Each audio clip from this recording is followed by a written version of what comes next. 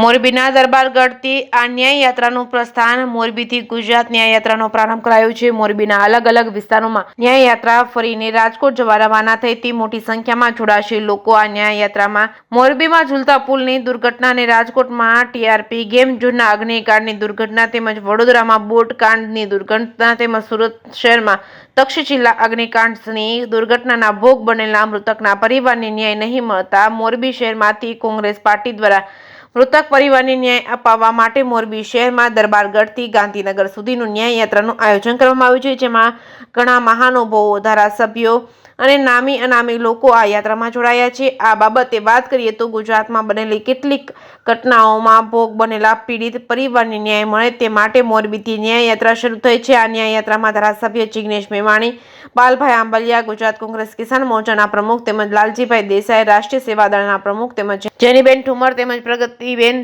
આહિર તેમજ સેવાદળના મહિલા પ્રમુખ તેમજ વિમલભાઈ ચુડાસમા, ધારાસભ્ય ગીર સોમનાથના તેમજ અમિતભાઈ ચાવડા, વિરોધ પક્ષના નેતા તેમજ ઋત્વિક મકવાણા તેમજ સહિતના સ્થાનિક આગેવાનો જોડાયા હતા। મોરબીમાં ક્રાંતિ સભા સાથે ન્યાય યાત્રાનો પ્રારંભ કરાવ્યો છે, ત્યારે આ તકે કોંગ્રેસ સેવાદળના પ્રમુખ લાલજીભાઈ દેસાઈએ જણાવ્યું છે કે 3 દાયકાની ગુજરાતમાં ભાજપના શાસન દરમિયાન લોકોને સવાલ પૂછવાની પાબંદી છે તેવું જણાવી સરકાર પર આકરા પ્રહારો કર્યા છે। આજના ક્રાંતિ દિવસ ભાજપના ભ્રષ્ટાચારી શાસન સામે અવાજ ઉઠાવવા અને રાજ્યમાં છેલ્લા 5 વર્ષમાં બનેલી ઘટનાઓમાં મૃત્યુ પામેલા મૃતકોને ઝડપી ન્યાય મળે તે માટે પીડિત પરિવારનો અવાજ બનાવવા આ ન્યાય યાત્રા યોજાઈ હતી। આ ન્યાય યાત્રાની માહિતી આપતા જણાવ્યું છે કે ન્યાય યાત્રા દરમિયાન મોરબીમાં ક્રાંતિ સભા તેમજ રાજકોટમાં સંવેદન સભા તેમજ સુરેન્દ્રનગરમાં આઝાદી સભા તેમજ વિરમગામમાં અધિકાર સભા તેમજ અમદાવાદમાં સંવિધાન સભા તેમજ ગાંધીનગરમાં ન્યાય સભા યોજવામાં આવશે। ગામે ગામથી લોકોને થયેલા અન્યાય મામલે અવાજ ઉઠાવવામાં આવશે।